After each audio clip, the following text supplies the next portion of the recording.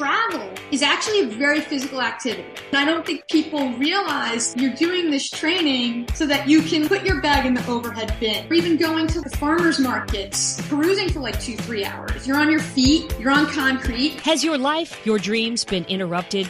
Good news. It is possible to reinvent our lives. People are doing it every day, and some are brave enough to share the struggles, disappointments, and challenges. If you are looking for a new beginning, a do-over, or to rediscover your passion, maybe even find a new one, then grab a cup of coffee and let's talk. Interrupted, Act 2, Reinventing Your Legacy, with your host, Coach Lori. Welcome, Jill Beck, with GoLong, Wellness Concierge for the Sandwich Generation. It's great to be here, Lori. Thank you so much. We always start with what your life is like now. So tell us about what you're doing and about your business and what you love. I officially launched my business. That's a little scary, but it's something I've been working on for most of 2023. What led to this was my own health and wellness journey over the years, then talking to my friends about how frustrated they are with the options available to them. Particularly my friends are in the sandwich generation, which is that period of time where you're generally parenting kids, but you're also taking care of your aging parents. And then you're in your peak work years and you're also dealing with your own health concerns or your partner's health concerns. It's all of that coming at once and thinking about how you're saving for college, for your kids, how you're saving for retirement, and having to be an expert on everything and having time to do nothing to put yourself first. So you are in this place now where you've obviously taken steps. What do you love about your life? I love that I can help people. I can help people reframe their crazy and help them downgrade it in their lives so that this way they can focus on taking care of themselves. And the light bulb goes on when someone realizes that there's a different way how they can approach taking care of themselves, and it doesn't have to be a traditional way that we've been taught. That's very empowering for me to see. And then that person can share that with their friends. So it sounds like you've been on a journey, and we're going to look back. But before we do, what's different in your life? What do you love about your life? I see how you love to help people. That doesn't come from nothing. It comes from a satisfaction of been there, done that, being able to be empathetic with my clients, because the journey towards getting healthy, however you describe that, it's not a linear journey. There's going to be fits and starts. You're going to have some peaks and you're going to have some valleys. Having the resilience to have gone through that and to be, I would say, mostly on the other side of that, because you're never through the other side of it because you have to always maintain it. But knowing that it's possible and knowing that I can explain that to people in a pragmatic, optimistic, and empathetic way is something that brings me a lot of joy, because it wasn't always like that for me. I was much heavier, but it wasn't even about the weight. It was around, I'd get winded going on walks. I could barely run a mile without feeling like I was going to drop dead. And then I built up to running marathons. I took a trip to Patagonia back in 1998. I was grossly out of shape then, even though I had youth on my side, which is the only thing that probably saved me from not collapsing. And then my husband wanted to go to Patagonia 5 years ago. We did a lot of those same hikes, and I was like the first one up in our group, and it wasn't even that big a deal for me physically. It meant a lot to me emotionally because I had put in the work, and I take a lot of pride in the training that I do. To have that kind of snapshot of a 20-year difference and to actually be 20 years older but actually be healthier and more fit, that's something that's very different now than back then. And I'm from New York City area originally, and I didn't run the New York Marathon until I lived in Seattle, 15 years at that point. I wasn't a runner in New York City when I lived there, even though I would go and watch it every year. But then I became a runner here in Seattle, and then I decided to run my hometown marathon. I love hiking with my husband. I actually do love weightlifting. I find it's very empowering. I enjoy being able to be up for anything in terms of my friends, and my friends are of varying ages. I have complete confidence that I could keep up with them. Our 15-year-old nephew came out last summer. He's a very active kid, and we took him on Rainier to go hiking. I wasn't worried about a thing, even though I knew he was very fit. If anything, the only thing I was worried about is him getting a little ahead of himself with the altitude and not knowing when to reel it back, because he's from the New York area and doesn't understand what altitude can do to you very quickly. So you've got this great life. You're hiking, you're helping people, but it wasn't always that way. And you sort of touched on that. So take us back to where life was before you made these shifts. In my 20s, I worked on Wall Street. I lived all over the world. I lived in London, Luxembourg, and Hong Kong, in addition to New York City. And I was very fortunate to have those opportunities. And let's just say I burned the candle at both ends, as one typically does in their 20s. Then I got diagnosed with my first autoimmune disease, rheumatoid arthritis. And this was almost 30 years ago, when no one really talked about autoimmune diseases like they do now, which is very common. But that wasn't a thing back then. And people were like, it's in your head. No one believed me. And then finally I got a test and they're like, oh yeah, you have this thing. And I'm like, oh, okay, cool. But like no one knew what to do with it. And I wasn't very active. I mean, I'd go to the gym, but I made terrible food choices. I was going out all the time, just not taking care of myself. And I was working a lot. I was working 90 hours a week. In that time, I watched the second plane hit on 9/11. I was across the street. 9-10 months later, I happened to meet my husband on vacation in Greece. He lived in Seattle. Eventually, long story short, I said, I need to make some changes in my life. But this wasn't even about all the healthy changes. This was just about my mental health. And I moved to Seattle. I was on some pretty heavy duty drugs for the rheumatoid arthritis. It was still taking me 45 minutes to get out of bed because I would wake up so stiff. My husband said, why don't we start moving more and see if that helps? He did not realize the Kraken that he was unleashing with that statement. We lived in Green Lake. My initial goal was to run around Green Lake, which is roughly 3 miles, and not drop dead. That was my initial goal. And then I also started changing my eating habits. So I started the South Beach diet. What I liked about the South Beach diet was they talked about getting heart healthy first as opposed to losing weight, where the whole premise of it is that this doctor who founded it, he sees a lot of what he called skinny fat people who didn't take care of themselves, but they were very slim. And I liked his approach that if you focused on being heart healthy, then the other stuff would probably fall mostly into place. That was a really big game changer for me in terms of understanding food and what we've been taught about nutrition. What I learned is eating a bowl of pasta could be just as bad as eating a bowl of ice cream. Started running. I started changing my diet little by little. Had some ups and downs. And then eventually I built to half marathons and then to marathons. That was a different type of challenge, but that type of training taught me so much around resilience and a different type of discipline, and something I didn't want to have discipline in necessarily. Whereas I was always very disciplined with work, always did what I needed to do to be successful. I didn't love running. People thought I loved running because I was running all the time. And it's no, I'm not one of those people who runs like a gazelle. I learned to appreciate the training for the races more than actually the running because of what it taught me, the camaraderie amongst my training pals, the shared struggles and sacrifices. While I was doing that, I was getting a little bit older. I realized I couldn't just do running anymore. I had to do some cross training. So I got into strength training initially through CrossFit. I met a lot of really great people there. And it was the springboard, again, it's that evolution into now the strength training that I do now, which is with a remote coach in my garage. My husband and I, we do that. And we lift weights. We're not sitting there going hard for the sake of going hard, but we have in our garage delaying decrepitude. That is our goal. We want to be active for as long as possible and doing the things that we love doing, which is hiking, which is traveling, just being able to go on walks and not be limited by physical impediments. Now, obviously, there's disease and things that happen as you get older. I'm not talking about that. What I found is that a lot of our friends and family, their parents have money to retire and to travel and they can't. And that's just because, Lori, Rome's not ADA friendly. You need to be able to walk. You need balance. And wouldn't it be nice to be able to walk around Rome all day and your back not giving you the middle finger so that you could do it again the next day? That's how we've evolved into this. And then when I left my job, my corporate job last fall, I was trying to figure out what I wanted to do, and the tech job market wasn't great. And then I was just starting to get a lot of questions about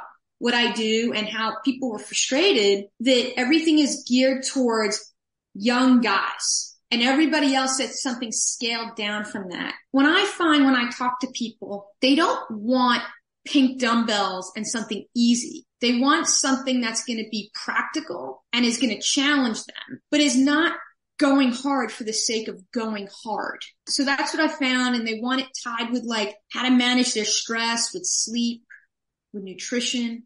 And particularly the whole perimenopause, menopause transition is also something that finally people are actually talking about and how to manage that. I find that a lot of women in particular aren't taking care of themselves because they're so busy taking care of others. And the problem you have with that, it's kind of like that airplane analogy. Like you got to put your mask on first before you can help others. And it's like, if you run yourself into the ground, you get sick, then who's going to take care of everybody else? Because you're sick. If you take care of yourself, you're in a better position to take care of others and also actually model that behavior. When we look at people who are stuck in that, my question that comes to mind always is, what does it take for someone to get from the mentality of I'm taking care of everyone and I'm just neglecting myself to, oh my goodness, I have to take care of myself? What gets people to that transition? Yeah, what I found is that they don't have enough skin in the game in terms of taking care of themselves. And I don't mean that in a negative way. It's like anything with a priority. When there's a deadline, all of a sudden something becomes a priority. That is human nature. What I'm trying to say though is that people are task focused and they're not possibility focused. Imagine if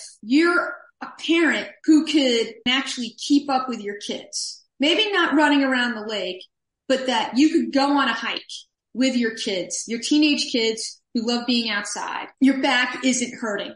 Imagine being able to ski all week and go all day and your knees are like, yeah, man, I'm cool.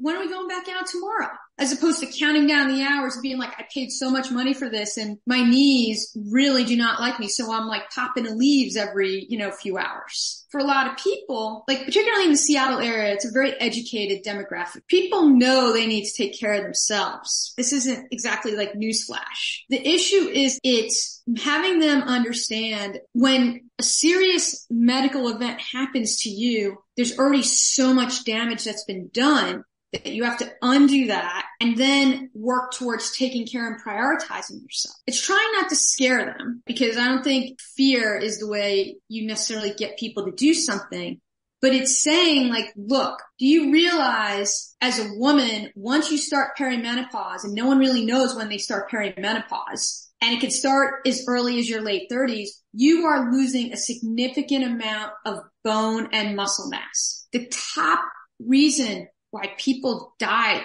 in accidents for women, particularly over the age of 65, is because of sarcopenia and osteopenia. You don't have enough muscle and you don't have enough bone density. But it's telling people like, look, you may not be thinking about this now, but like, tell me about your parents. And then generally when I have these conversations, Lori, they tell me about their parents. And they're just like, oh yeah, mine don't do anything. They can't travel. They can't do anything. They just sit at home and they're watching whatever news that they watch. They kind of spend time with their grandkids, but they're not out there with their grandkids. And no one's saying you need to play soccer with your grandkids, but being able to go cheer them on in their games, being able to go see their shows, they're performing. Those are the things that I'm guessing grandparents love doing. They love spending time with their grandkids. My parents love spending time with their grandkids. Their life is kind of generated around that. That's great. So it's being able to do that. But then there's also, how about being able to like go to the bathroom? You squat every time you sit down on the toilet and being able to do that, being able to bend over and pick something up or reach something in a cabinet. If you want to age in place for as long as possible, how do you start that work now so that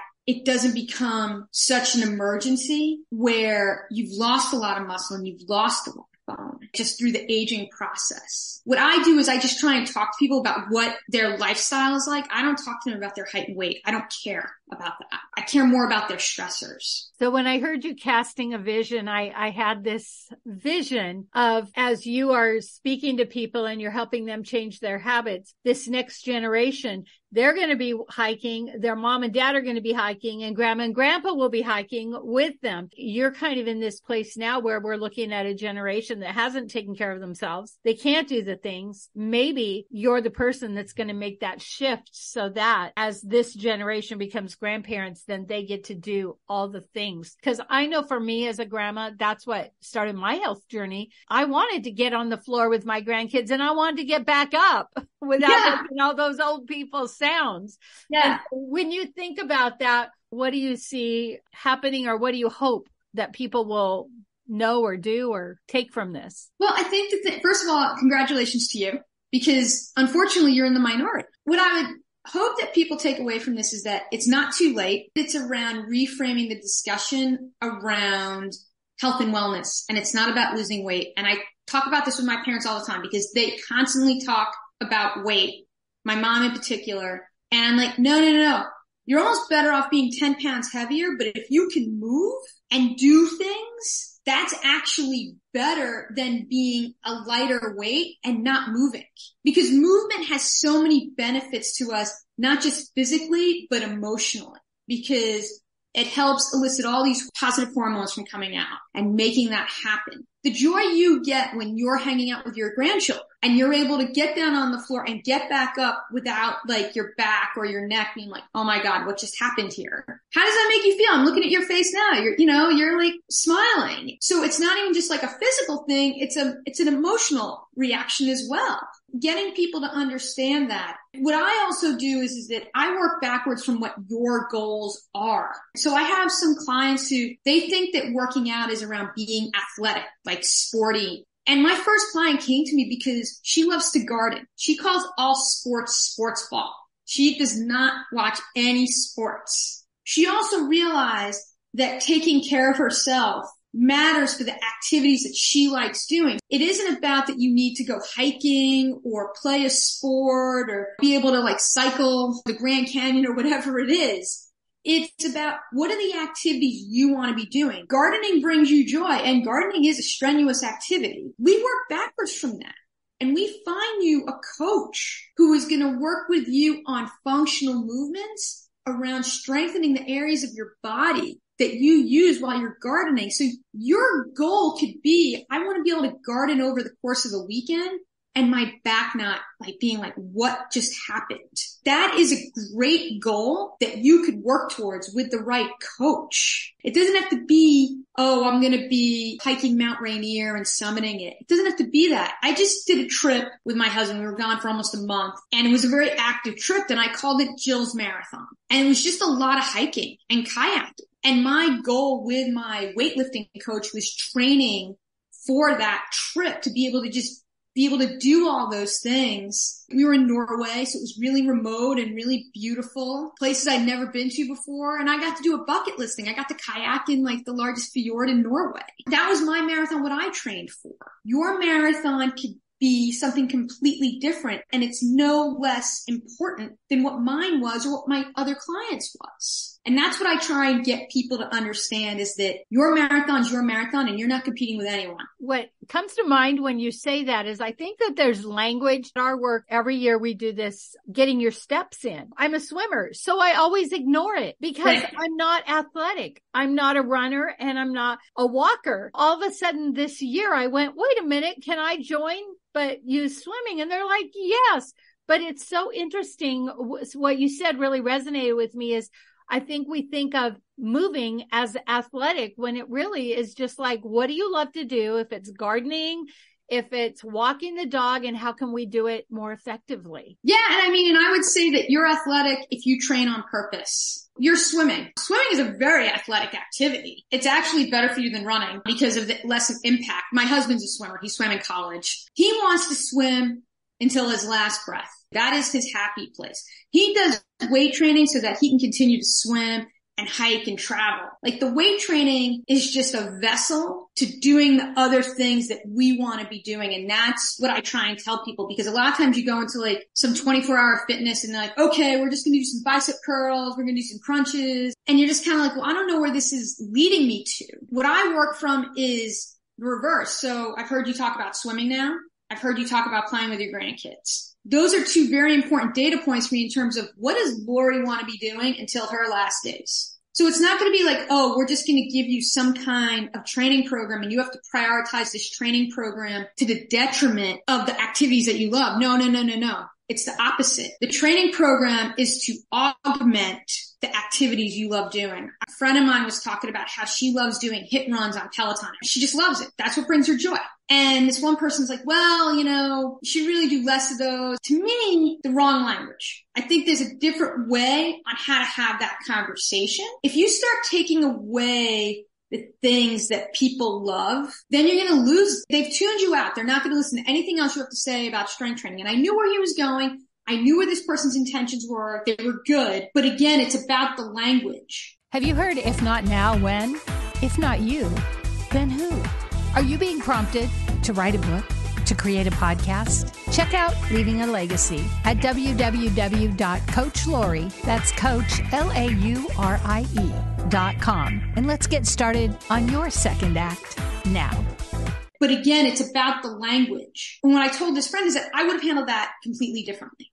And here's how I would have framed it. I said, these are really good. And if these bring you joy, there's that. Here's some other things that I want you to think about as you're doing this, because what happens if you're not able to run because you get injured? It was a completely different conversation. Then that person becomes a client because I'm framing it in a different way. They knew they were going to get lectured that they weren't doing enough strength training, but it was more around, well, look, we're not going to take away the stuff that you love doing. I'm not going to tell you not to have wine. I drink wine. I'm not the moral police, but I'm going to say that we have to prioritize what are the things that matter to you so that you could be a happy human. If you're not a happy human, that's going to reflect to all the other people in your life. So somebody wants to work with you now. They're like, hey, I could add this rather than get with Jill and have her take everything away from me. How do they find you? My website is GoLong.me. I write a Substack, which is a blog. I publish 2 to 3 times a week. That's another way to engage with me. See my thought process around, no matter how old you are, your best years are not behind you if you don't want them to be. We just have to reframe what success looks like now versus however many years ago. It's GoLong.me, GOLONG.me, and then golong.substack.com. I do a free consultation. If someone gets referred to from your show, I'll give them a discount from Lori. If they mention your name, I'll give them a discount. I'm happy to talk to anyone who feels frustrated by the wellness industry and the language that they're being told, because it's maddening. It's absolutely maddening hearing some of this stuff. It's not helping people make the changes that they need to make. If you've tried to make a change and you haven't been successful, and there's lots of reasons why, I've gone through that as well. I would encourage you to reach out to me, schedule time with me for that complimentary consult. I've walked that walk. I know how hard it is. And that's why I'm looking at this, not from you going into 24-hour fitness and doing bicep curls forever, but understanding what your life goals and dreams are, and finding the right person to work with you who's going to let you drive the bus instead of you be the passenger. And then what is it you're reading? I probably get about 7 articles per week, literally from different friends and family, talking about how everyone's talking about how you should change your training regimen as you go through perimenopause or as you get older. I am reading The Economist right now. I'm also reading a book by Emily Morse. It's okay to have fear and concerns when you're making a change. That's completely normal. And I've been there, which is why I could be empathetic to you and know how to be pragmatic with my solutions, but also be optimistic for your future. That's what going long means. Coach Lori here. I am not anti-aging. I am all about aging gracefully. Did you know we stop making collagen at a certain age? And did you know powdered collagen has to go through your whole digestive system? So I am a big fan of Glow Liquid Collagen. It helps me age gracefully, inside and out. To order, check the link below. By the way, if you order 2 at the same time, free shipping. Or if you would like to be an affiliate, make a little extra cash, click the affiliate link. 3 things we learned from Jill. We don't have to take away from what we're doing, but we can add. And Jill also talks about the importance of self-care. And I love what she says about don't wait until you break down, because then you can't help anyone. And we see this throughout these interviews on Interrupted, where people say when they finally learned the value of taking care of themselves, the value of investing in themselves, the value of self-care. A lot of times people will think it's selfish, or they're told by family members it's selfish. Self-care is not selfish. It is essential. I tell my clients all the time, if you don't take care of yourself, you're not taking care of others well. And they will argue with me and say, oh, yes, I am. But when they really take a look at the quality of care they're giving, when they are exhausted, when they have nothing left to give, I would rather give to my family from a full cup than an empty cup. And I love how Jill says, not only is it physically helpful, it's emotionally and mentally helpful. And in fact, taking care of yourself, exercising in a way that you love, whether it's gardening, swimming, walking the dog, whatever it is, when you incorporate exercise into your self-care, it is going to help you when you travel. It's going to help you as you age to be able to go long. And that happens to be the name of her webpage, GoLong.me. And one more thing I want to touch on is it's so amazing to me in so many of these interviews how people were living a corporate life. They were doing the thing, making the money, and they were so miserable and unhappy. And when they took a step back, took care of their mental health, their physical health, their life changed. And now they're living the life they love. And we think of transition.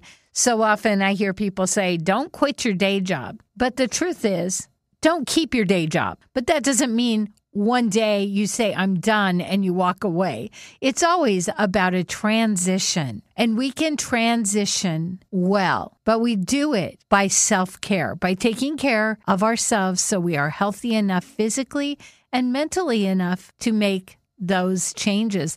Because one thing I am seeing as well is this mindset, that our mindset will have to shift to give us the courage we need, the strength we need, and the wisdom we need to step into this new, wonderful life that we can live. And isn't it fabulous that no matter where we are or what has happened, we can decide to live another life, to start over, to reinvent, recreate. There is always that option. So let's get moving, or let's go long with Jill Beck at GoLong.me. If you love this podcast, here's a big ask. Will you share with your friends and family, subscribe, give us a review, and a 5-star rating so that others looking to reinvent their lives will be able to get the help they're looking for? Thank you in advance.